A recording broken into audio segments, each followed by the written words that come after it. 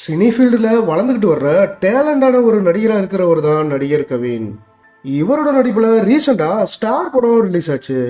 இளனோட டைரக்ஷன்ல ரிலீஸ் ஆன இந்த படத்துக்கு ரிலீஸ் ஆகிறதுக்கு முன்னாடியே நல்ல எதிர்பார்ப்பு இருந்தது. போன 10ஆம் தேதி ஸ்டார் படம் ரிலீஸ் ஆச்சு. ஆனா ஃபேன்ஸ் எதிர்பார்த்த அளவுக்கு படம் இல்லைன்னு சொல்லிட்டு இருக்காங்க. ஆனா சில பேர் இந்த படம் நல்லா இருக்கணும் சொல்லிட்டு இருக்காங்க. இப்படி இருக்கும்போது இந்த படத்தை பத்தி இப்போ பேசுறதே குறைஞ்சு போச்சு. அப்படி இந்த படத்துக்கு என்னதான் ஆச்சு? ஃபர்ஸ்ட் இந்த படத்துல ஹரிஷ் கல்யாண் தான் நடிக்க இருந்தாரு. ஆனா ஏதோ ஒரு ரீசனால அவர் இந்த படத்துல நடிக்கல. அதுக்கப்புறமா தான் இந்த படத்துல நடிக்கிற வாய்ப்பு கவினுக்கு கிடைச்சிருக்கு. இந்த படத்துல கவின் நடிச்சதால இவரு இதுக்கு முன்னாடி நடிச்ச லிஃப்ட் டாடா படம் மாதிரி இந்த படமும் இருக்கும்னு நினைச்சாங்க ஃபேன்ஸ். ஆனா படம் அந்த அளவுக்கு இல்ல. ஸ்டார் படத்துக்கு டோட்டலா இந்திய அளவுல வெறும் 17 கோடி தான் கலெக்ஷன் ஆயிருக்கு. இது மாதிரியான இன்ட்ரெஸ்டிங்கான சினிமா நியூஸ் பத்தி தெரிஞ்சுக்க நம்ம சேனலை சப்ஸ்கிரைப் பண்ணிக்கோங்க.